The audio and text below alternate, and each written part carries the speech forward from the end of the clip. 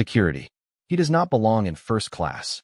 The words exploded through the quiet cabin just minutes before departure, causing conversations to stop and dozens of heads to turn toward Seat 2A aboard Atlantic Crown Airlines Flight 117 from Atlanta to London. Flight attendants paused in the aisle. Business travelers lowered their phones. A young couple across the cabin exchanged confused glances. And sitting quietly beside the window, with a hardcover book resting on his lap, Malcolm Brooks slowly looked up from the page he had been reading. At 51 years old, the black billionaire looked nothing like the image most people expected when they imagined one of America's most influential investors. He wore a simple gray sweater, blue jeans, and white sneakers. No expensive watch. No designer luggage covered in logos. No entourage. No bodyguards. Nothing about him announced wealth. And that was exactly how Malcolm preferred it. Standing in the aisle, her face flushed with indignation, was Cynthia Parker. 56 years old, perfectly dressed in an elegant cream blazer and pearl earrings. She carried herself with the confidence of someone who had spent years believing she belonged in every room she entered. She pointed directly toward Malcolm. "I paid good money for this seat," she announced loudly. "And I am not spending 7 hours sitting next to someone who obviously wandered into the wrong cabin." The words caused several passengers to shift uncomfortably. Yet nobody said anything. Most simply watched. Malcolm closed his book and smiled politely. "Ma'am, I believe there may be some confusion." Cynthia let out a short laugh. "Confusion?" she repeated. "There is no confusion. I know exactly what first class looks like." Malcolm nodded gently. "So do I." The answer only irritated her further. "Then perhaps you should show someone your boarding pass." Her voice had become loud enough that even passengers several rows behind were beginning to pay attention. A flight attendant near the galley looked concerned. Another whispered something into her radio. Yet Malcolm remained calm. His breathing never changed.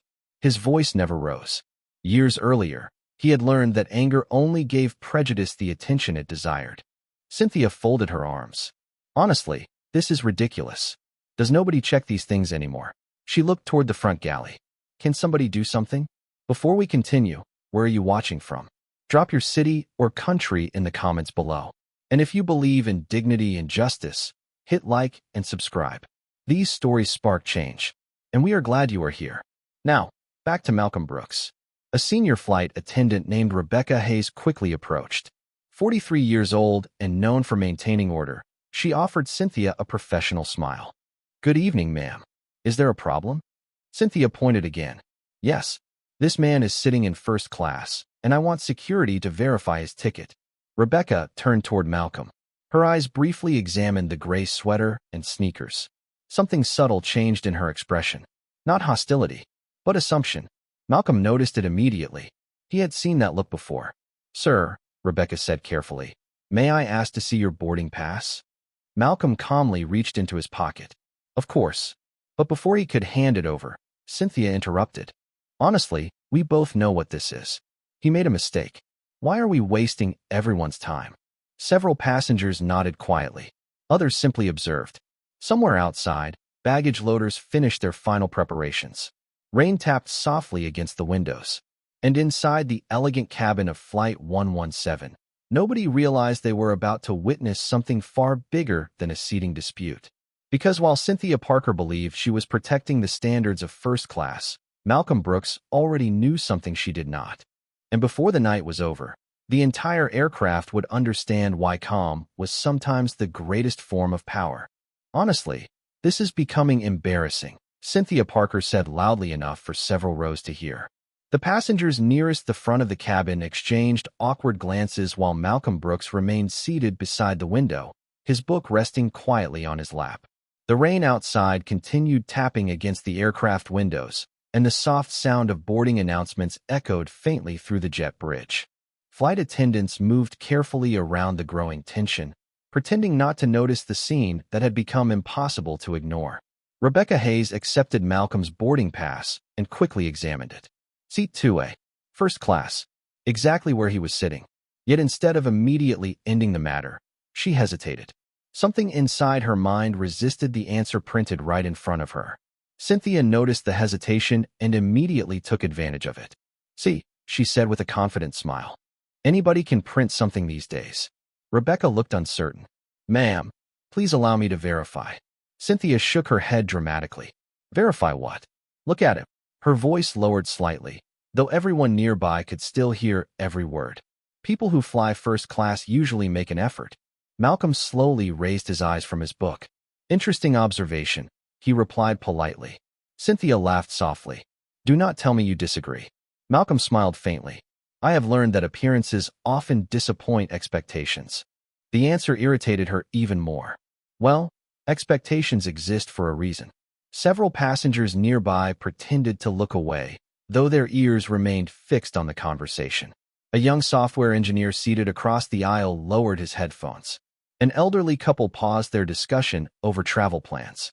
Even a college student sitting behind Cynthia stopped scrolling through her phone.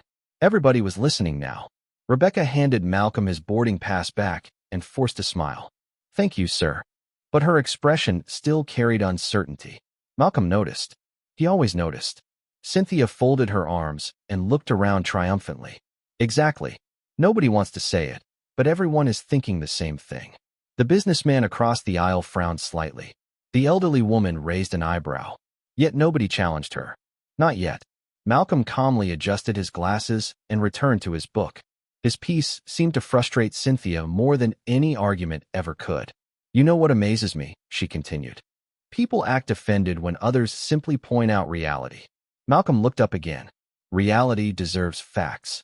Reality deserves common sense, Cynthia corrected. And common sense says that people who belong in first class do not dress like they are going grocery shopping. A few uncomfortable smiles appeared among nearby passengers. Nobody laughed loudly. The joke felt wrong somehow, but Cynthia mistook silence for agreement. I have been flying internationally for 20 years, she announced proudly. I know who belongs in these cabins. Malcolm nodded gently. Do you? The question was simple, calm, almost curious. Yet something about it caused her expression to tighten. Absolutely. Malcolm smiled again. That must be a heavy responsibility. The elderly gentleman sitting across the aisle quietly hid a smile behind his newspaper. His wife squeezed his arm to keep from laughing. Rebecca cleared her throat. Mrs. Parker, perhaps we should allow everyone to settle in. But Cynthia was not finished. No, because standards matter. She glanced toward Malcolm again. And people need to stop pretending otherwise. Malcolm looked toward the rain outside the window. Thousands of feet above the Atlantic, storms often appeared frightening until pilots guided passengers safely through them. On the ground, however, the storms people carried inside themselves were far more difficult to navigate. And as Flight 117 prepared for departure, Cynthia Parker had no idea that the image she had created inside her mind was about to collide with a reality far beyond anything she imagined. Standards matter, Cynthia Parker repeated confidently as though she had just delivered the final word on the matter. But instead of calming the situation, her comments only seemed to deepen the discomfort spreading throughout the first-class cabin. The young software engineer across the aisle quietly removed his headphones completely now. The elderly couple exchanged worried glances. Even the college student sitting behind Cynthia frowned at the conversation unfolding in front of her. Rebecca Hayes forced another professional smile. Mrs. Parker, we appreciate your patience. Cynthia immediately interrupted. Patience? I have plenty of patience. What I do not have is tolerance for obvious mistakes. She glanced toward Malcolm Brooks again. And I certainly do not understand why this is taking so long. Malcolm remained seated by the window. The hardcover book rested quietly in his lap. His posture had not changed. His voice had not risen. If anything, he appeared more interested in the rain streaking down the aircraft windows than the tension surrounding him. Somehow, that calmness irritated Cynthia more than anything else. Rebecca checked her watch. Departure was approaching. Procedures needed to move forward. Yet uncertainty lingered inside her. She knew the boarding pass had been valid. She knew Seat 2A belonged to Malcolm. But Cynthia's confidence and years of flying experience had planted doubts she could not fully explain. The senior flight attendant pressed her radio. Moments later, another airline employee appeared near the front entrance. A tall airport security representative named Michael Sanders stepped onto the aircraft. His dark blue uniform immediately caught everyone's attention. Several passengers straightened in their seats. Cynthia smiled with satisfaction. Finally, she said loudly, someone who can handle this. Michael approached calmly. Good evening. What seems to be the issue? Cynthia wasted no time. The issue is simple. This gentleman should not be sitting here. Michael turned toward Malcolm. His expression remained neutral. Sir. Malcolm offered a polite smile. Good evening. Michael nodded respectfully. May I see your boarding pass, please? Malcolm handed it over without hesitation. Michael studied it carefully. Seat 2A. First class. Proper identification. Everything appeared correct. Yet before he could speak, Cynthia interrupted once again. Do not just look at the paper. Use your common sense. Several passengers shifted uncomfortably. The elderly gentleman lowered his newspaper completely now. The young software engineer shook his head slightly. Rebecca stood silently beside Michael, waiting. Michael handed the boarding pass back. Everything appears in order, ma'am. Cynthia blinked. Appears, she repeated. Appears. Her voice rose. This flight is going to London. There are standards. Michael frowned slightly. Mrs. Parker, the gentleman's documents are valid. But Cynthia was not finished. Then somebody higher up needs to look at this. Her frustration had become something else now. Determination. The need to be proven right. Call whoever you need to call, she demanded. Because I am not spending 7 hours pretending this is normal. Rebecca looked uncomfortable. Michael exchanged a glance with her. Neither seemed eager to escalate the matter further. But Cynthia folded her arms and refused to sit down. Around them, whispers continued moving through the cabin like small waves. People were no longer focused on Malcolm Brooks. They were beginning to focus on Cynthia herself. And while she remained convinced she was defending standards, she could not see what everyone else was slowly beginning to notice. The quiet man sitting by the window had answered every question politely. He had shown no anger, no arrogance, no fear.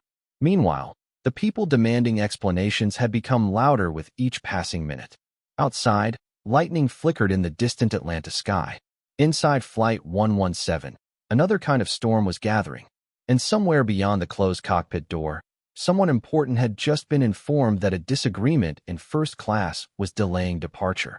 Someone important had just been informed that a disagreement in first class was delaying departure. Those words moved quietly through the crew communication system, but none of the passengers knew it. Inside the cabin, however, the atmosphere had shifted. People were no longer whispering about Malcolm Brooks. Instead, they had started quietly observing everyone else. The elderly couple sitting across the aisle exchanged another glance. The young software engineer leaned forward slightly. Even the college student behind Cynthia Parker had stopped pretending to scroll through her phone. The scene had become impossible to ignore. Yet Cynthia remained convinced she was fighting for something noble. I cannot believe I am the only person willing to say something, she announced. Everyone else is too afraid to admit what is obvious. Michael Sanders, the airport security representative, sighed quietly. Ma'am, we have already confirmed the gentleman's documents. Cynthia shook her head immediately. Then your standards are slipping. Rebecca Hayes looked increasingly uncomfortable. The delay had already stretched longer than normal. Passengers in the rear cabin were beginning to wonder why boarding had stopped. But before anyone could speak again, a calm voice came from seat 3B. Perhaps everyone should slow down. Heads turned. Sitting across the aisle was Dr. Emily Foster. 38 years old, a respected cardiologist from Boston, she had spent most of the commotion quietly reading patient notes on her tablet. But now she removed her glasses and looked directly toward Rebecca and Michael. Excuse me, Cynthia asked. Dr. Foster smiled politely. I simply think facts should matter more than assumptions. Cynthia laughed. Oh, wonderful. Another expert. Dr. Foster remained calm. No, ma'am. Just someone who has spent 20 years learning that appearances can be misleading. Several passengers nodded slightly. Encouraged, she continued. The gentleman has remained respectful this entire time. Michael nodded. Rebecca remained silent. Dr. Foster looked toward Malcolm. Sir, you have shown remarkable patience. Malcolm smiled softly. Thank you. Then she turned back toward the crew. His boarding pass is valid. Security confirmed his identity. Yet somehow he remains the problem. The question hung over the cabin. Cynthia folded her arms. Because common sense matters. Dr. Foster tilted her head slightly. Common sense without evidence is simply opinion. The elderly woman sitting across the aisle smiled quietly. Her husband lowered his newspaper completely now. The young software engineer nodded. Cynthia's expression tightened. You do not understand. I have flown first class for years. Dr. Foster smiled kindly. And I have performed heart surgeries for years. Experience is valuable, but it does not replace facts. A few passengers quietly smiled. Cynthia noticed. For the first time all evening, she seemed uncertain. Not afraid, just surprised. Surprised that people were no longer automatically agreeing with her. Malcolm sat silently by the window. He had not asked anyone to defend him. Yet someone had. Dr. Foster noticed his calm expression. Something about him felt strangely familiar. She could not explain why. It was not his face. It was his presence. The quiet confidence. The complete absence of fear. She had met successful people before. Wealthy people. Powerful people. Most of them wanted everyone around them to know exactly who they were. But this man seemed perfectly comfortable being underestimated. That puzzled her. Rain continued tapping softly against the aircraft windows. Outside, baggage carts moved beneath the lights of the Atlanta tarmac. Inside, the mood was changing. Slowly, quietly, people were beginning to ask themselves uncomfortable questions. Not about Malcolm Brooks, but about Cynthia Parker. And somewhere beyond the cockpit door, another set of eyes had just received the details of the delay. Eyes belonging to someone who would recognize far more than a seat number. People are beginning to ask themselves uncomfortable questions. Dr. Emily Foster could feel it. The atmosphere inside first class had changed completely. 20 minutes earlier, most passengers had quietly accepted Cynthia Parker's version of events. Now the silence carried doubt. Not toward Malcolm Brooks, but toward the woman who had spent the last several minutes insisting she alone understood what belonged in first class. Cynthia noticed it too, which only made her more determined. "This is unbelievable," she muttered. "Apparently, I am the only person here who still has standards." Dr. Foster returned to her tablet without responding. The elderly couple exchanged glances. Even Michael Sanders, the airport security representative, had begun looking more exhausted than concerned. Rebecca Hayes checked her watch again. The delay had become embarrassing. Yet before anyone could speak, Cynthia leaned forward and lowered her voice toward Malcolm. Not quietly enough. "I have seen this before," she said. "People pretending to be something they are not." Malcolm slowly looked up. His eyes remained calm. "Have you?" "Absolutely," Cynthia replied. "And eventually the truth comes out." Malcolm nodded slightly.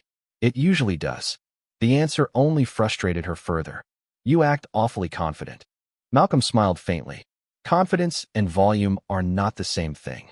Cynthia shook her head. "You know what I think?" Malcolm simply waited. "I think you are counting on people feeling sorry for you." Several passengers shifted uncomfortably. Dr. Foster looked up immediately. Rebecca looked away. Michael frowned. Yet Malcolm never reacted. Instead, something else crossed his mind. 30 years earlier, at 21 years old, he remembered standing outside a restaurant after receiving his first business award. He remembered wearing the best suit he could afford.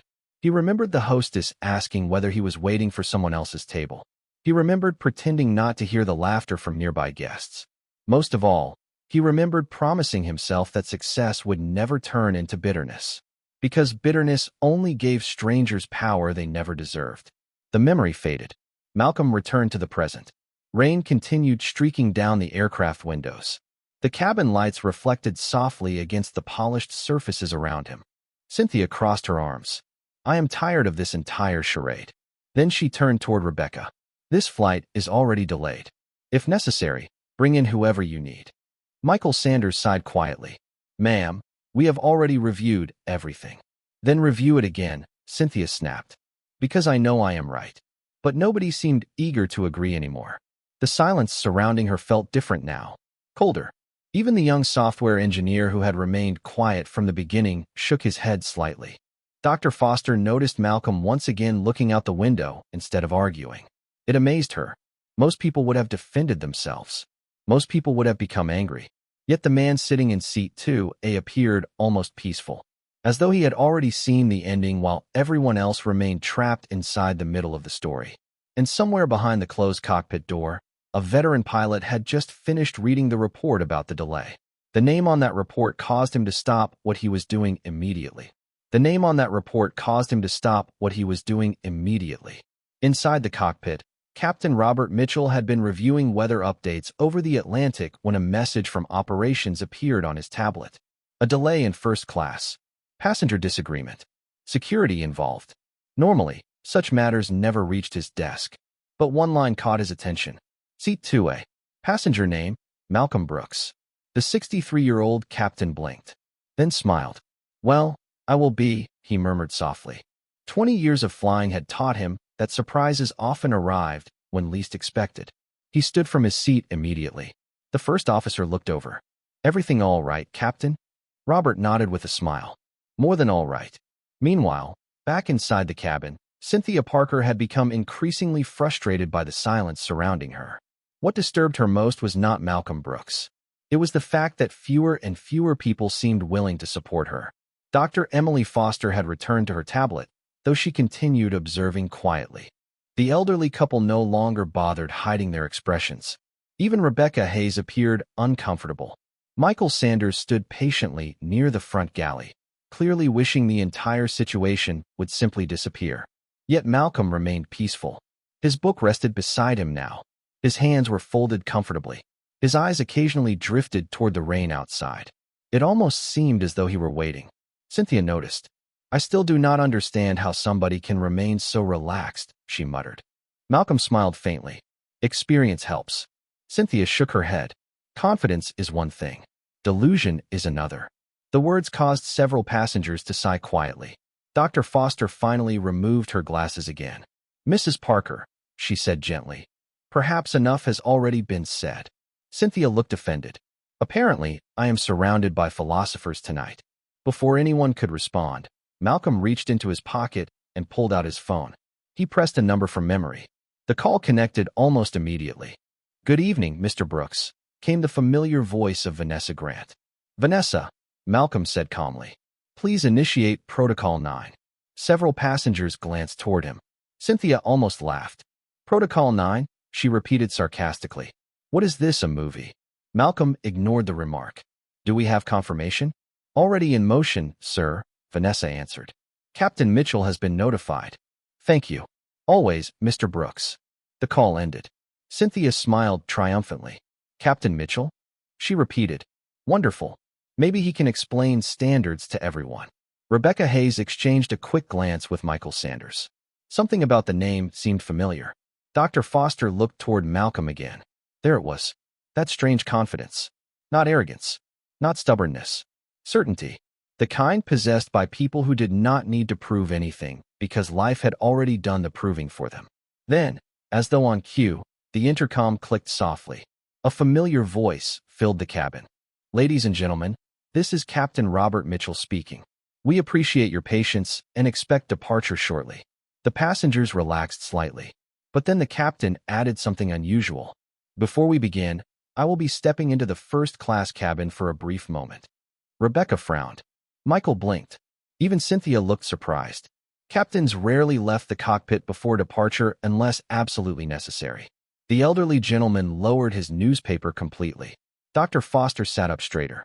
Malcolm Brooks simply smiled and returned his phone to his pocket. Outside, rain continued falling over Atlanta.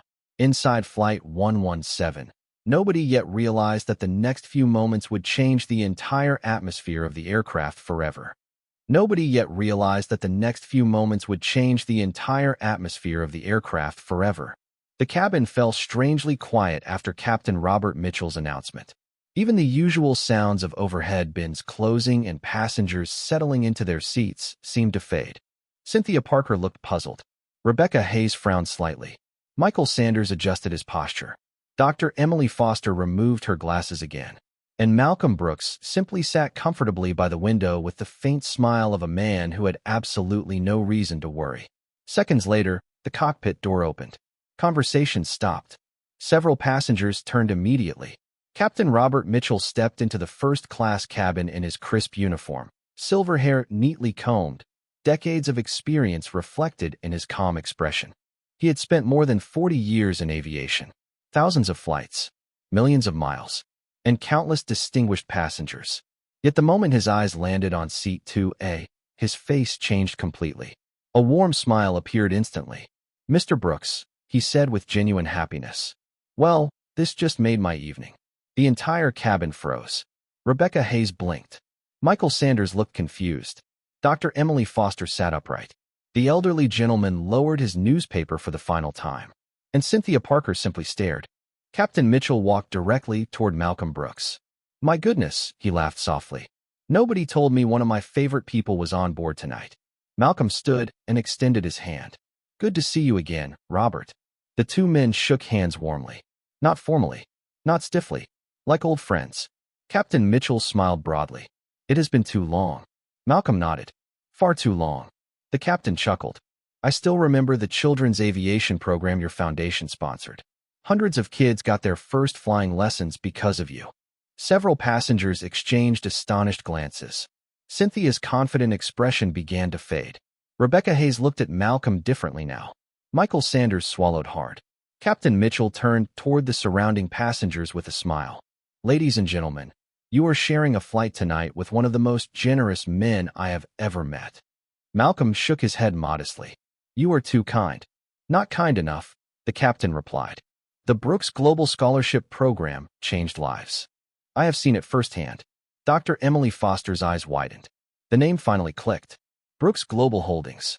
Malcolm Brooks. She almost smiled in disbelief. The young software engineer across the aisle quietly whispered, "No way." The elderly woman placed her hand over her heart. Cynthia Parker looked pale.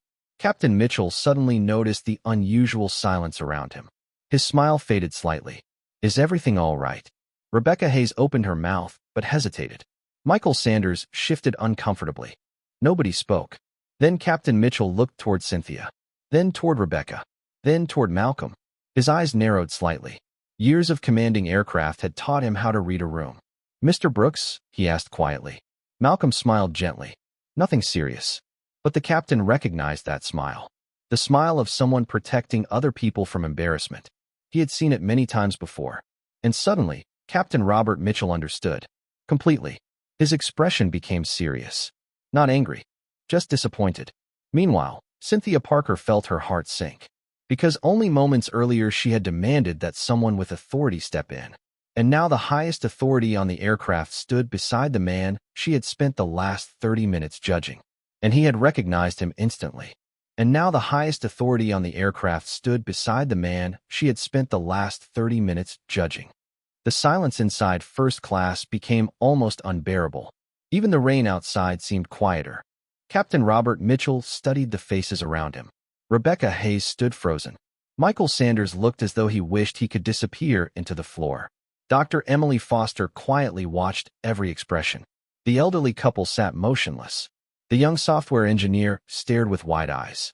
And Cynthia Parker stood in the aisle with her confidence evaporating second by second. Captain Mitchell turned toward Malcolm Brooks. "My friend," he said softly, "have these people been giving you trouble?" Malcolm smiled gently. "Nothing we cannot learn from." The answer made the captain shake his head with admiration. "Still protecting people," he said quietly. "Some things never change." Then Captain Mitchell looked toward Rebecca Hayes. "Miss Hayes, would you explain what happened?" Rebecca swallowed hard. "Captain, there was some concern regarding seating arrangements." "Concern?" the captain repeated. Michael Sanders lowered his eyes. Nobody wanted to speak. Finally, Cynthia found her voice. "Captain, I only wanted standards maintained." Robert Mitchell turned toward her politely. "Standards are very important, Mrs. Parker." Relief briefly appeared on her face. But then the captain continued, "Which is why facts should always come before assumptions." The words seemed to drain the last color from her expression. Rebecca looked devastated. "Captain, I verified the documents." Robert nodded. Yet the issue continued. She lowered her head. "Yes, sir." Michael Sanders sighed quietly. "I should have stopped it sooner." The captain looked at both of them. "We all make mistakes. But assumptions become dangerous when they replace truth." Then he smiled warmly and turned toward Malcolm again. "Ladies and gentlemen," he announced to the surrounding passengers, "allow me to introduce someone who has done more for this airline than most people realize."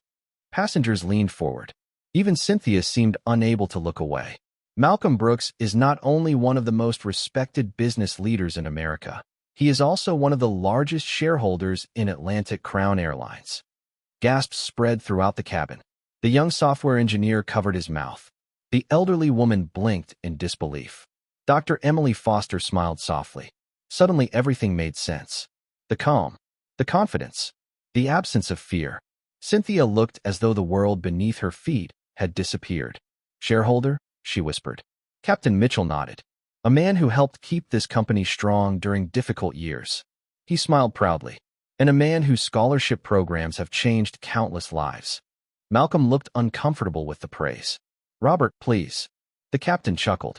You know I cannot help myself. Rebecca Hayes felt tears forming in her eyes. Mr. Brooks, I am so sorry. Michael Sanders nodded immediately. So am I, sir. Malcolm smiled kindly. Thank you. But remember, the issue was never about me. Cynthia finally spoke, her voice barely above a whisper. I had no idea. Malcolm looked at her with calm eyes. Exactly. 2 simple words. Nothing harsh. Nothing cruel. Yet they seemed heavier than anger. Around the cabin, passengers no longer looked at Malcolm Brooks with curiosity. They looked at him with admiration. And they no longer looked at Cynthia Parker with agreement. They looked at her with sadness. Because everyone now understood something she herself had only begun to realize.